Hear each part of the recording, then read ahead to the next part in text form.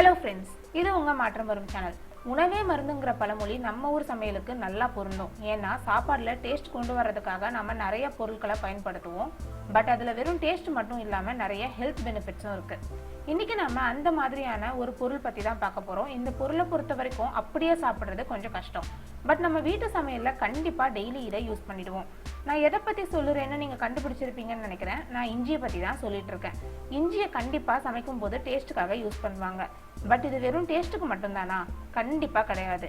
இஞ்சி சாப்பிட்றதால உடம்புக்கு நிறைய நல்ல விஷயம் ஏற்படுது. நாம இந்த வீடியோவில் அந்த மாதிரியான ஒரு 6 விஷயத்தை பற்றி தான் பார்க்க போகிறோம். அதுக்கு முன்னாடி மறக்காமல் மாற்றம் வரும் சேனலை சப்ஸ்கிரைப் பண்ணிடுங்க.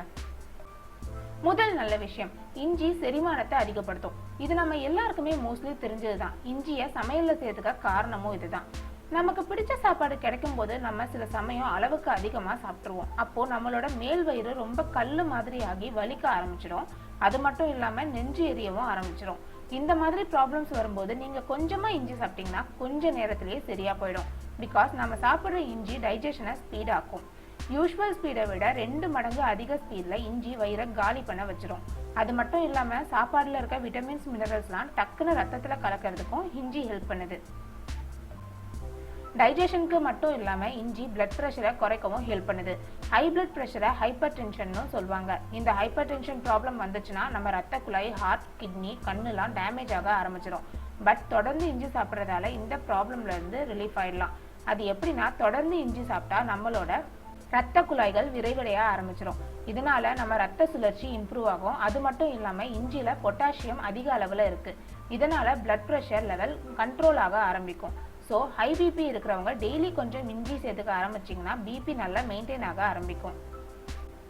இஞ்சி பிபியை மட்டும் குறைக்கல, இன்னும் ஒரு முக்கியமான பிரச்சனையிலிருந்தும் நம்மளை காப்பாற்றுது. என்னன்னு யோசிக்கிறீங்களா? இஞ்சி நம்மளோட உடம்புல இருக்க கெட்ட கொழுப்புகளை குறைக்குது. இந்த கொழுப்பு நம்மளோட உடம்புல இருந்துச்சுன்னா அது இதய ரத்த குழாயில போய் சேர ஆரம்பிச்சிடும். இதனால தான் நிறைய பேருக்கு ஹார்ட் அட்டாக்லாம் வருது. பட் டெய்லி வெறும் வயிற்றுல இஞ்சி சாப்பிட்டா நம்மளோட உடம்புல இருக்க கெட்ட கொழுப்போட அளவு குறைய ஆரம்பிக்கும். ஸோ வெயிட் லாஸ் பண்ணணும்னு நினைக்கிறவங்க டெய்லி வெறும் வயிற்றுல இஞ்சி சாப்பிட ஆரம்பிச்சிங்கன்னா கண்டிப்பாக உங்களுக்கான ரிசல்ட் கிடைக்கும். ஹார்ட் அட்டாக் ப்ராப்ளம்ல இருந்தும் தப்பிக்கலாம்.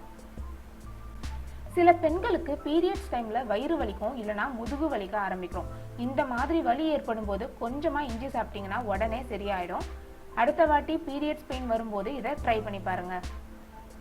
நம்மள நிறைய பேருக்கு டிராவல் பண்ணும்போது குமட்டல், தலை சுத்தல் ப்ராப்ளம்லாம் வரும். சில பேருக்கு காலையில் எழுந்ததும் இப்படி ஆகும்.